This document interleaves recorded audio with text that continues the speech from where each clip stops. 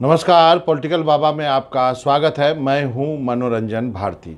आज चर्चा करेंगे महाराष्ट्र की।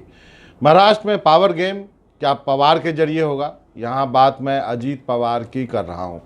हुआ ये कि आज सुबह से ही सुर्खियों में रहे अजीत पवार को लेकर एकाएक खबरें आने शुरू हो गई कि अजीत पवार अपने विधायकों के साथ एक एक करके मुलाकात कर रहे हैं और शायद वो बीजेपी में जा सकते हैं, ऐसी खबर आनी शुरू हुई। और ये खबर का जरिया है वो निश्चित रूप से महाराष्ट्र था।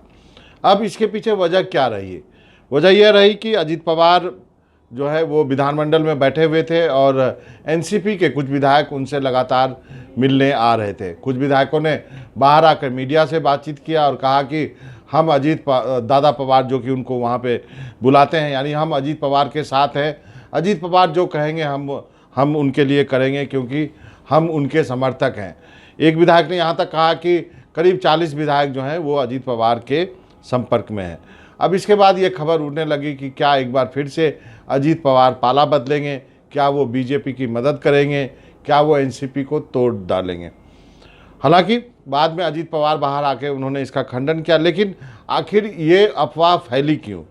ये अफवाह इसको लेकर के फैली है कि सुप्रीम कोर्ट में जो मुकदमा चल रहा है, जो एकनाथ शिंदे गुट का और उद्धव ठाकरे गुट के बीच में विधायकों को लेकर के, उस पर फैसला आने वाला है। अगले महीने कहा जाता है कि उस पर जो है सुप्रीम कोर्ट अपना फैसला सुनाएगा। अब उस फैसले को लेकर के लोग ये सोचने लगे या ये अनुमान लगाने लगे कि शिंदे गुट के 16 विधायकों की सदस्यता जो है वो सुप्रीम कोर्ट खारिज कर देगा। यानी शिंदे गुट के 16 विधायक कम हो जाएंगे और उससे जो है सरकार संकट में आ जाएगी। नंबर गेम में यदि हम देखें तो सरकार, फिलहाल महाराष्ट्र सरकार पे कोई संकट नहीं है। यदि आप एकनाथ शिंदे के 16 विधायकों की सदस्यता चली भी जाती है तो, क्योंकि 288 की विधानसभा है, यदि 16 विधायक का निष्कासित कर दिए जाएं तो 272 की विधानसभा हो जाएगी। 136 जो है वो बहुमत का आंकड़ा हो जाएगा और अभी 166 जो है वो एनडीए के पास है। यानी बीजेपी प्लस एकनाथ शिंदे और 12 निर्दलीय मिलाकर के और छोटी छोटी पार्टियां मिलाकर के उनके पास 162 की संख्या है।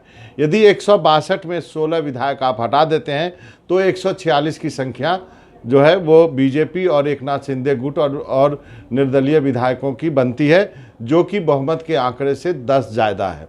तो सरकार को फिलहाल कोई खतरा नहीं होगा। लेकिन यदि इन 16 विधायक में एकनाथ शिंदे का भी नाम है तो मुख्यमंत्री पद पे वो क्या बने रहेंगे?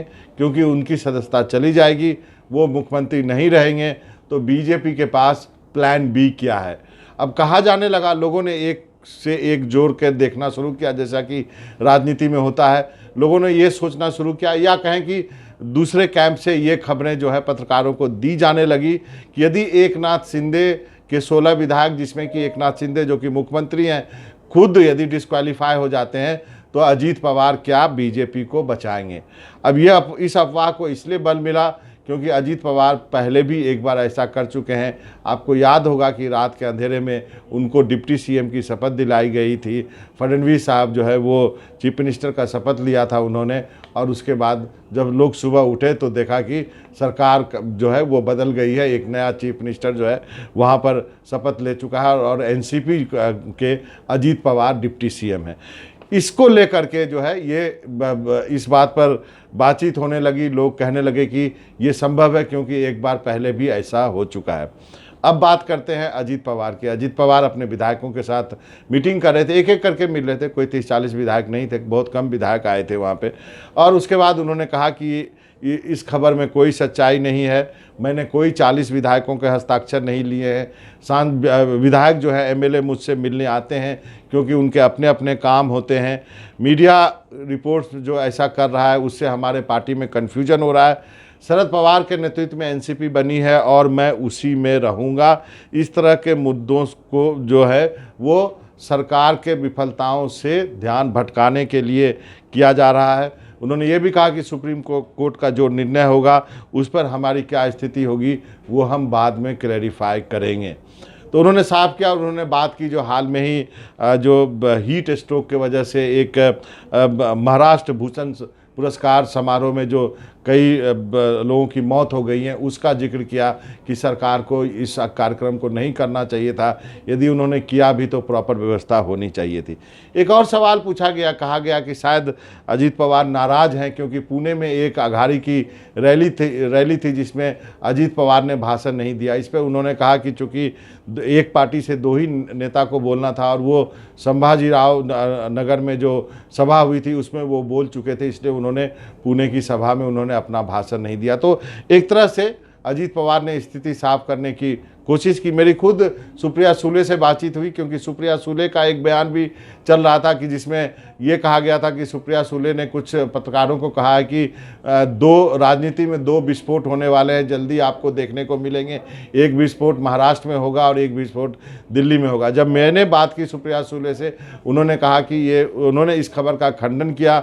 उन्होंने कहा कि आप ये खबर चला सकते हैं कि मैंने ये बातें नहीं कही हैं। यानी पूरा पवार परिवार जो था इन खबरों से इनकार कर रहा था लगातार। शरद पवार भी मीडिया के सामने आए और उन्होंने भी इस बात से इनकार किया कि नहीं, ये मीडिया में जो कुछ चल रहा है वो गलत है। बहरहाल अभी तो सब ऐसा लगता है कि ठीक हो गया क्या, लेकिन सबसे बड़ा सवाल है क्या महाराष्ट्र के राजनीति में सब ठीक हो गया है?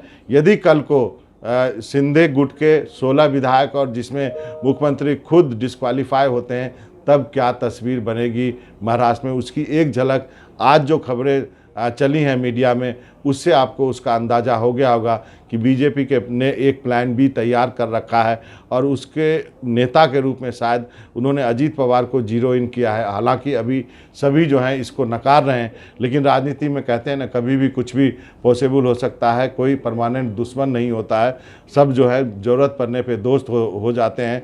और इस तरह एक बार अजीत पवार के साथ हो चुका है क्योंकि उन्होंने उस वक्त भी शरद पवार को धोखा देकर के उप मुख्यमंत्री पद की शपथ ली थी, इसलिए इन सभी अफवाहों को बल मिला है।